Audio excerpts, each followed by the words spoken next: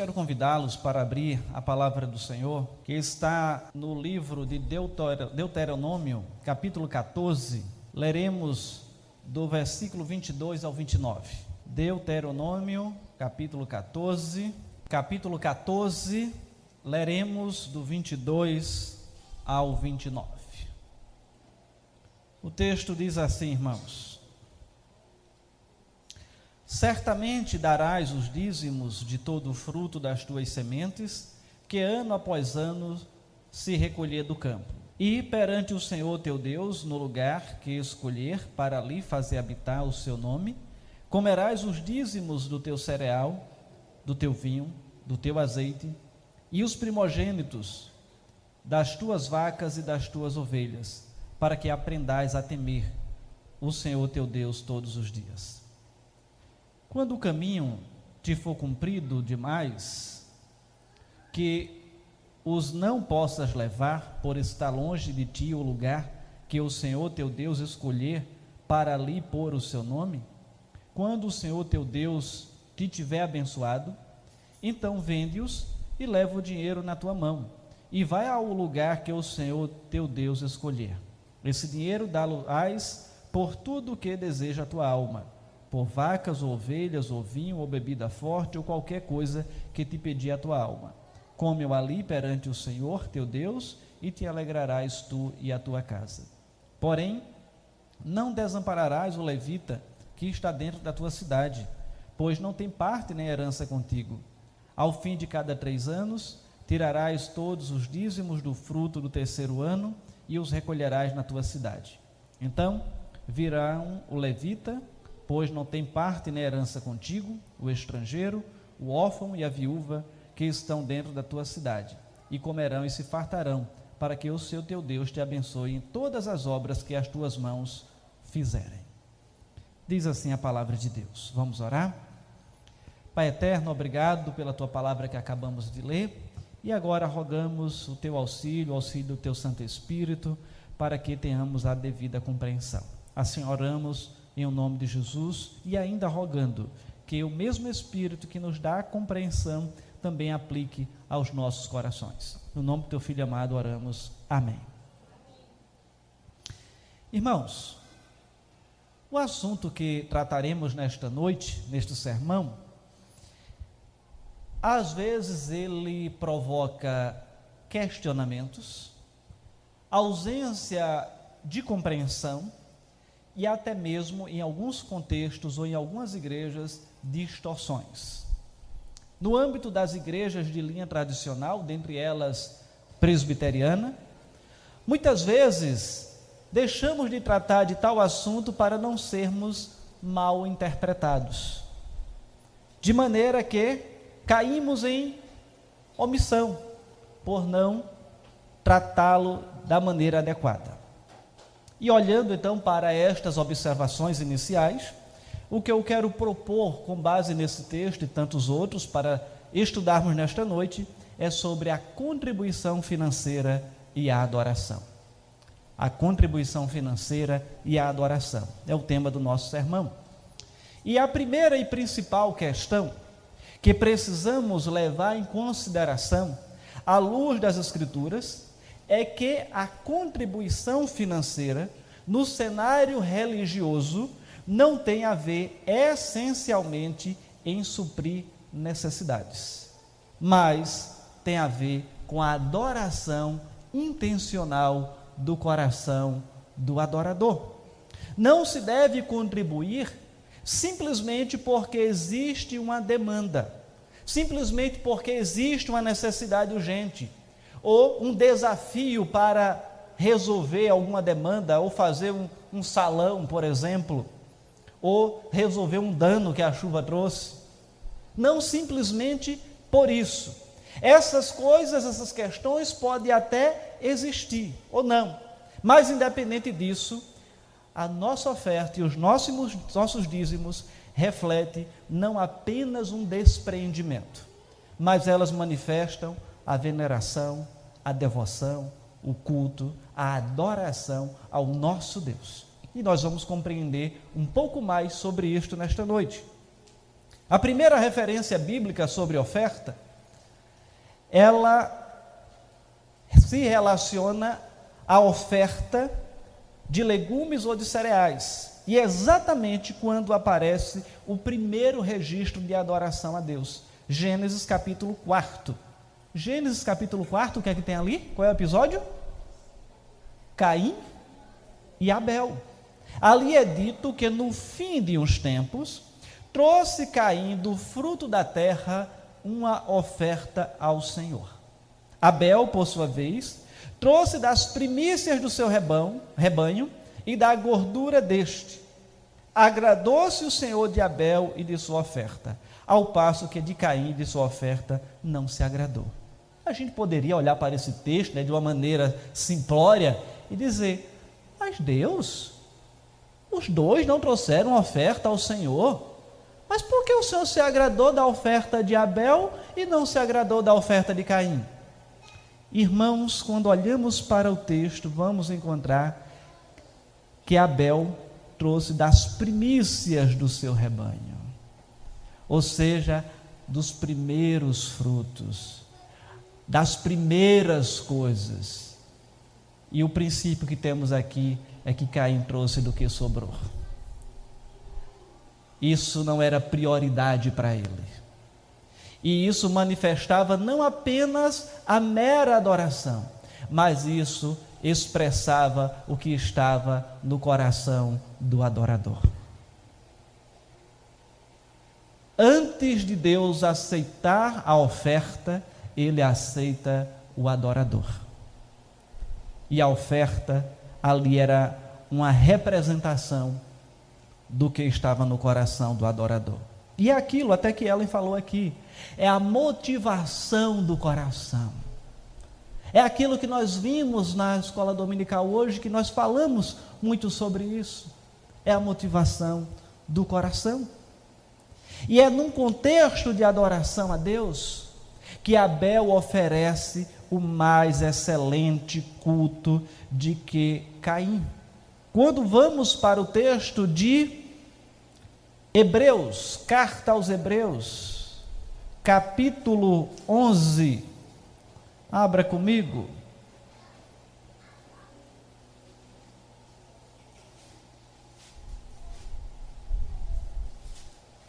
Hebreus capítulo 11, versículo 4.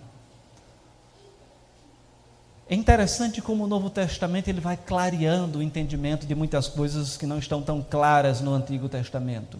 Diz o texto: pela fé, Abel ofereceu a Deus mais excelente sacrifício do que Caim, pelo qual obteve testemunho de ser justo, tendo a aprovação de Deus quanto às suas ofertas.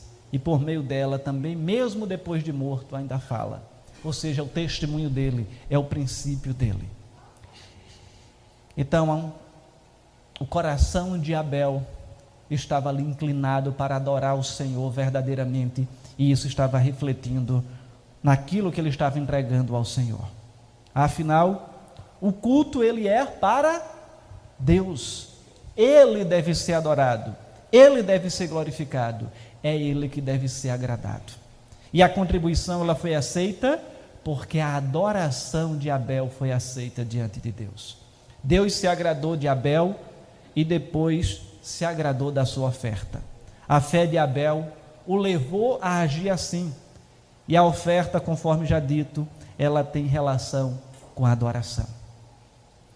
As primeiras referências bíblicas à palavra dízimo na Bíblia, elas estão registradas antes mesmo da lei de Moisés, da lei mosaica. Também ocorre no contexto de adoração, lá no tempo mais primitivo, com os patriarcas Abraão e com Jacó. E neste período, Abraão entregou o dízimo de tudo a Melquisedeque.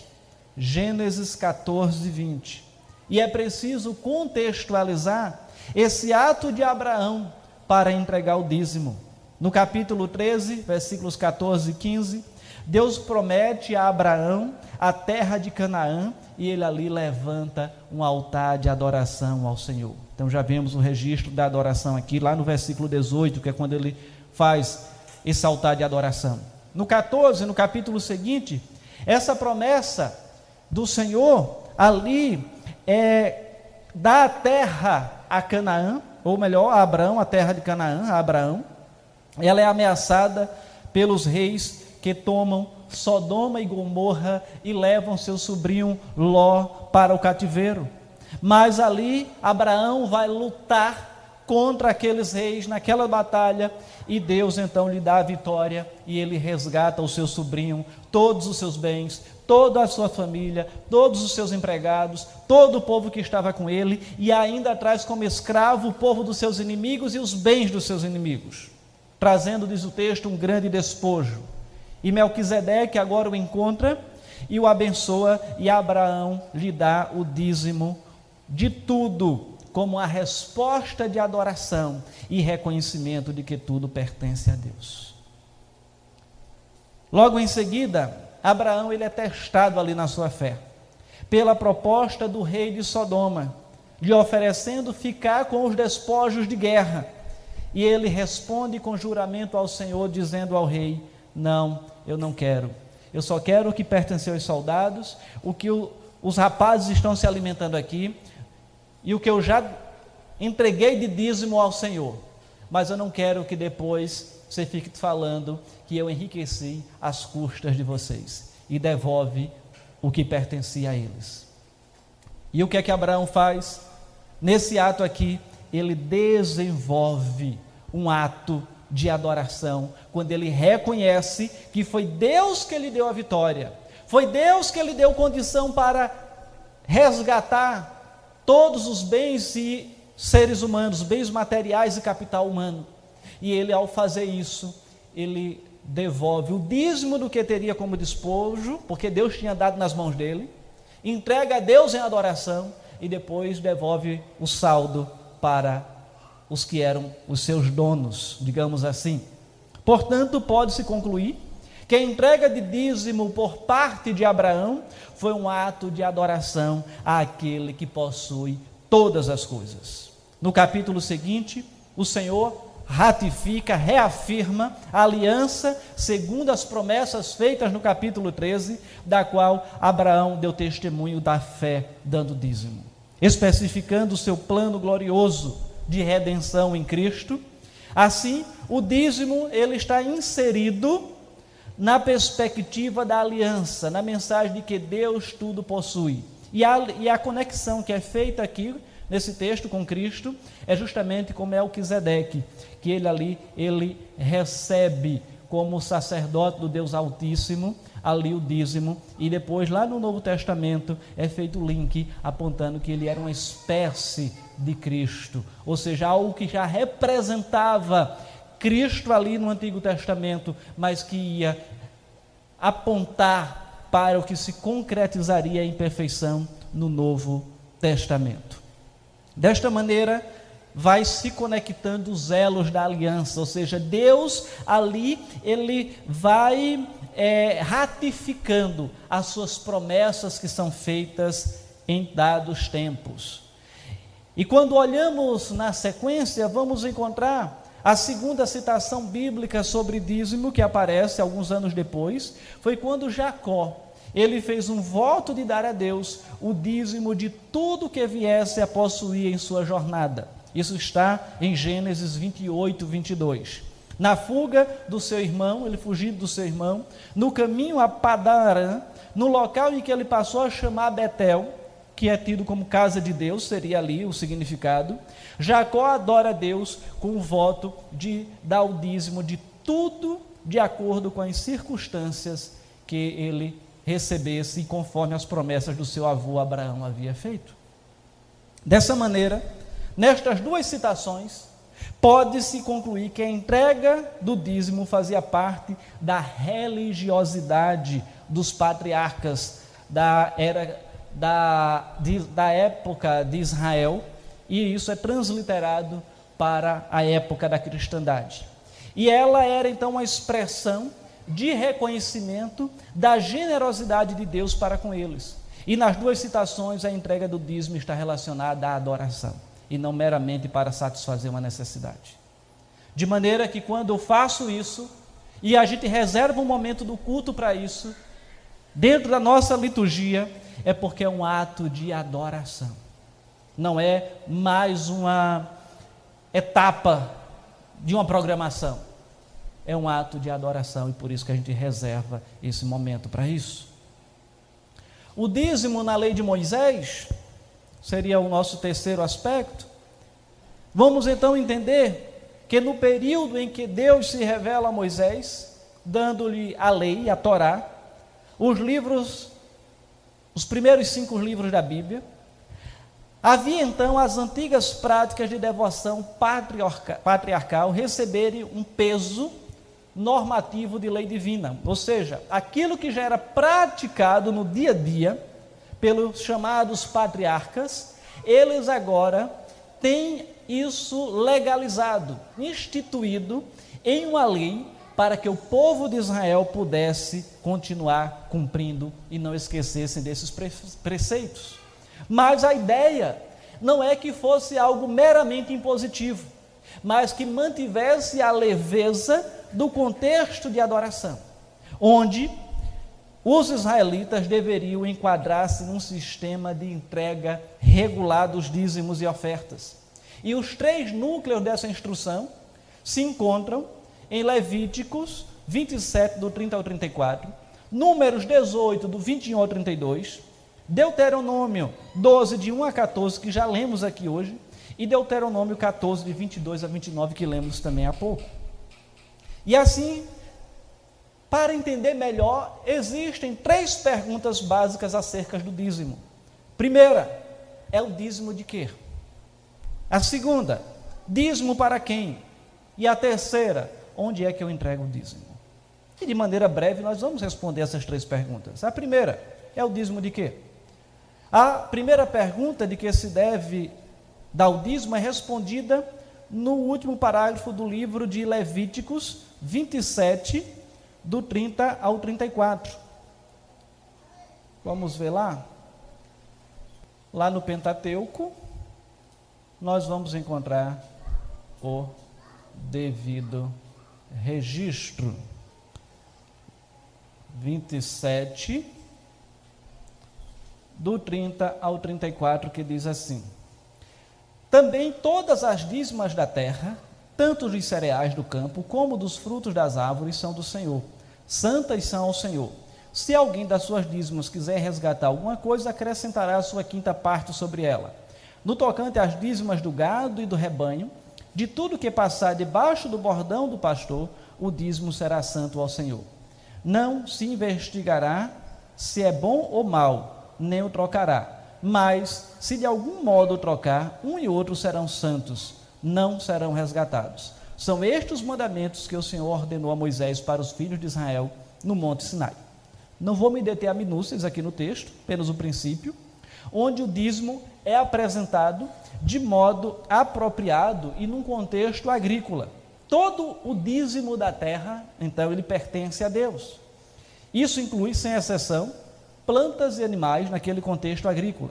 À medida que a criação de animais, agrícola, o pecuário, à medida que a criação de animais ia deixando o aprisco, o que era que o dono fazia? O criador simplesmente ia contando até 10 e considerava que o 10º animal pertencia a Deus. Então era essa forma de entrega do dízimo. À medida que isso ia se desenvolvendo, ia sendo separado o que pertencia a Deus e o que era dele. E caso o proprietário quisesse converter naquele contexto, o dízimo agrícola em dinheiro era permitido desde que acrescentasse 1/5 ao valor. Todavia, para os animais agrícola, para a agricultura, todavia para a pecuária, isso não era permitido. E esse dinheiro era santo ao Senhor, ou seja, separado exclusivamente para a obra dele. Assim, o percentual estipulado é a 10ª parte, que hoje é o que nós entendemos como 10% de toda a nossa renda. Nós, normalmente, não fazemos o quê? A grande maioria que mora na capital não está criando cabrito, não está plantando feijão. E mesmo quando acontece isso lá no interior, e há uma renda desse tipo, a pessoa vem de dar o dízimo. Ele não vai chegar ali e amarrar um boi no pé do banco da igreja, ou lá no portão da igreja, não vai fazer isso, né? Tem uma história aí que eu aprendi lá no passado. Pastor que se vira, né, Robson? Tem uma história aí, diz que com um santo, que amarraram lá no santo e depois, né, o bode se soltou. Mas não vou contar essa história aqui, que não seria muito interessante. O que é que acontece, irmãos? O princípio é que de toda a nossa renda é entregarmos o nosso dízimo. Toda a nossa renda. E qual é a primeira aplicação disso? É que alguém pode dizer, o negócio está apertado aqui, eu vou dar 50%. Vou dar 5%, na verdade. Ou então chegar alguém e dizer, olha, se sobrar, eu vou dizimar. Esse é o princípio de Caim. Nós precisamos entender perfeitamente aquilo que a Bíblia nos ensina. Caminhando um pouco mais. Dízimo para quem? A segunda pergunta é respondida no contexto de Números 18, do 21 a 32. Não vou ler todo o texto, porque é longo, vocês podem ler lá. Números 18, repetindo, do 21 ao 32. Anote aí, ou então depois você vê na transmissão, para ler. Como os levitas não iriam receber uma herança territorial em Canaã, a recompensa que tinham por servir a Deus era todos os dízimos da casa de Israel. E no que diz respeito a eles próprios, os levitas deveriam dar o dízimo daquilo que recebesse, ou seja, é o denominado dízimo dos dízimos, lá em 18, 26, ao sacerdote. E hoje o dízimo é utilizado não necessariamente para um grupo de levitas, como era lá naquele contexto, que eram aqueles que cuidavam de todo o ambiente de culto, recebiam as ofertas, recebiam os animais, ali havia o sacrifício, participavam das canções também, porque hoje se fala de levita, aí diz, não, levita é o ministério de música que canta. Conceito equivocado. Levita tinha uma situação muito mais ampla, uma função muito mais ampla do que meramente cantar. E hoje, irmãos, o dízimo que é dado, qual é o fim dele, qual é o objetivo? É utilizado para a igreja no pagamento das côngoras pastorais, pagamento de funcionários, assistência social, pagamento de todas as despesas concernentes à manutenção do culto, atividades da igreja em geral. E dessa maneira, ele é algo necessário para atender essas demandas, todavia, no momento em que o dizimista ele vai entregar, ele tem que entregar como um ato de adoração, e não meramente para satisfazer as necessidades da igreja, ou meramente para cumprir uma obrigação. Tem que entender que Deus, é a compreensão de que Deus o entregou, e o abençoou, lhe deu saúde, lhe deu um trabalho, lhe deu a condição física, a condição mental e emocional para fazer isso, e agora está reconhecendo isso como Deus que deu tudo isso, e agora ele está devolvendo ao Senhor no ato de gratidão. E onde é que eu entrego o dízimo? Finalmente, essa pergunta é respondida pelo terceiro texto, que nós já lemos, Deuteronômio 12, de 1 a 14, que foi o que embasou aqui nosso sermão inicialmente. Os dízimos, eles não poderiam ser entregues em qualquer lugar, de qualquer forma, mas dentro do contexto de adoração no lugar que Deus escolhesse, que era uma das tribos ali. E o local deste santuário central, que depois vai passar a ser Jerusalém, com a construção do templo, era o único lugar autorizado por Deus para a apresentação dos dízimos. Naquele contexto haviam 3 dízimos distintos que deveriam ser consagrados a Deus. O primeiro seria o dízimo que deveria ser levado aos sacerdotes, aos levitas. Havia também o banquete sagrado que seria feito a partir dos dízimos. E dentro do ciclo sabático, no 3º e 6º anos, o dízimo era destinado aos levitas e aos pobres da terra, sendo que no 7º ano não se exigia o dízimo, porque a terra deveria não ser cultivada. Só tentando explicar isso de maneira rápida, existiam 6 anos de cultivo, e no 7º ano a terra descansava. Então teria já que ir poupando nos anos anteriores para não cultivar a terra no 7º ano. Então ali não teria o dízimo. Mas nos anos que tivessem renda, eles deveriam dar o dízimo. E no 3º e no 6º ano, tinham os dízimos que direcionado para uma razão específica. Isso naquele contexto. Mas isso não quer dizer que estava ausente o princípio da adoração. Sempre estava ali o princípio da adoração. E eram dízimos santos ao Senhor. A entrega dos dízimos era tão central na vida da nação de Israel, que Neemias então a restituiu, tão logo o povo foi liberto do cativeiro babilônico. Isso está lá em Neemias 13, do 10 ao 14. E a desobediência dessa prática, de acordo com o profeta Malaquias, equivalia ao pecado de roubar a Deus, e o povo seria repreendido e até punido por não fazê-lo. Isso está em Malaquias 3, do 6 ao 12, e em um momento ou outro a gente utiliza esse texto aqui para o momento do ofertório. E em épocas de intensa idolatria, o que era que acontecia? Os israelitas entregavam seus dízimos aos ídolos em cultos pagãos, multiplicando assim suas transgressões diante do Senhor. E por essa razão, toda reforma religiosa, todo despertamento religioso espiritual em Israel incluía a restauração da prática da entrega dos dízimos, como aconteceu na época de Ezequias e de Neemias. De Ezequias, 2 Crônicas 31, de 10 a 11, e Neemias, capítulo 13. E assim, à época apropriada, os dízimos eram recolhidos em depósitos, que no tempo de Neemias eram chamados as câmaras do tesouro, conforme Neemias 10, 38.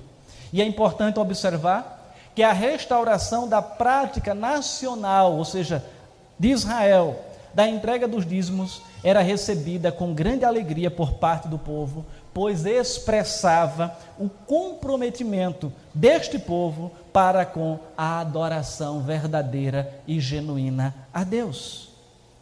E do que vimos até aqui, podemos então extrair alguns princípios sobre aquela contribuição da lei de Moisés. Primeiro, o povo deveria entregar o dízimo como um reconhecimento de que o dízimo pertencia ao Senhor. E assim, como a vida de cada israelita estava nas mãos do Senhor, mesmo que esteja evidente que o propósito dos dízimos era também o sustento dos levitas e do santuário, mas ali era um reconhecimento de que tudo vinha de Deus.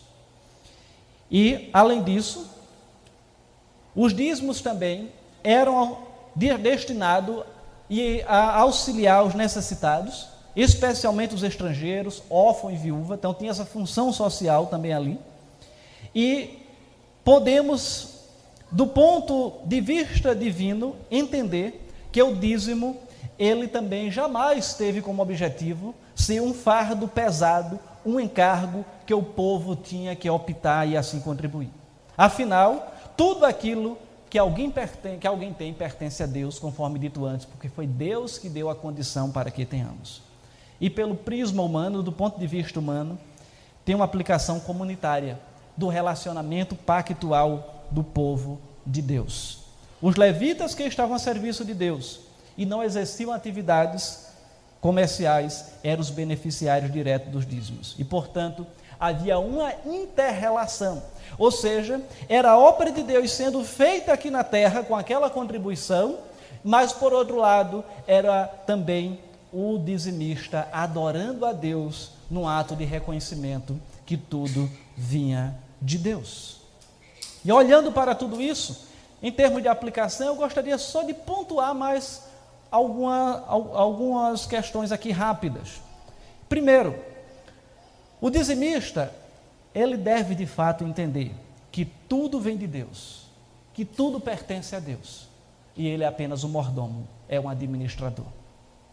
Segunda aplicação, o dizimista, ele tem que entender, o cristão, ele tem que entender que o dízimo é um ato de adoração, em reconhecimento a que tudo que se tem foi da providência de Deus em sua vida.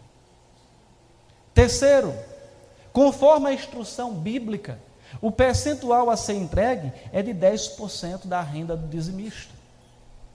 Quarto, o local a ser entregue em ato de culto na igreja, o que não impede, até por uma questão de segurança, de você fazer um Pix ou depositar na conta da igreja, como alguns irmãos fazem, mas em seu coração, no ato de culto, que você possa externar a sua gratidão e reconhecer que tudo vem de Deus. Temos aqui um momento de de entregar nossos dízimos e ofertas é quando você chega e diz: Senhor, na sua oração particular no seu coração, eu já lhe devolvi, eu já entreguei, mas eu estou aqui nesse ato reconhecendo que tudo vem do Senhor e eu quero te adorar com o que eu já fiz.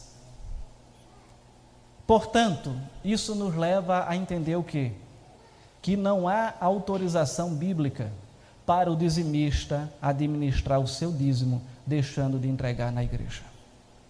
O que é que isso significa, irmãos? É que tem muitas pessoas, no momento de catástrofe como esse, que diz: eu não vou dizimar não, vou comprar a cesta básica e vou distribuir. A Bíblia não está autorizando você, o cristão, a fazer isso. Você dizima na igreja e a igreja administra e pode até atender essas pessoas. Mas o dízimo, ele não pode ser administrado, ele não pode ser negociado, ele precisa ser devolvido. E além disso, a oferta, conforme até o presbítero Edilson diz aqui, é um ato voluntário. O dízimo é uma obediência ao que a palavra de Deus nos ensina. Quando eu estou aqui ofertando, no culto de hoje, você separa um outro valor e você faz a sua oferta, você está contribuindo de maneira voluntária. Mas, quando dizimamos, nós estamos cumprindo um ato determinado pela palavra de Deus. De maneira que nós somos convidados a cumprir essas instruções. E isso repercutir em abençoar o reino de Deus, porque nós vamos ter condições de fazer muito mais coisas do que talvez temos feito até hoje. Talvez você diga: mas eu quero abençoar ainda mais, eu quero participar de uma ação social, eu quero ir aqui no poeirão distribuir sopa, eu quero contribuir. Você não está livre para fazer isso, mas desde que você faça fazendo o primeiro, o básico. E assim, irmãos, rogamos que o Senhor nos abençoe, que o Senhor aplique esses princípios no nosso coração e sejamos praticantes daquilo que temos aprendido. E a palavra do Senhor, o que ela promete, é que haverá de nos abençoar quando nós somos fiel no pouco. Seja fiel no pouco, sobre o muito te colocarei. E nós entendemos que o Senhor, Ele não precisa de dinheiro, Deus não precisa de dinheiro, mas o reino dele aqui, ele é executado, ele tramita mediante os recursos como qualquer outra coisa aqui na terra. Que o Senhor cuide de nós e desperte as nossas mentes e corações, se porventura estamos ou nos encontramos em falha, para nos consertarmos e fazermos aquilo que a palavra do Senhor nos orienta.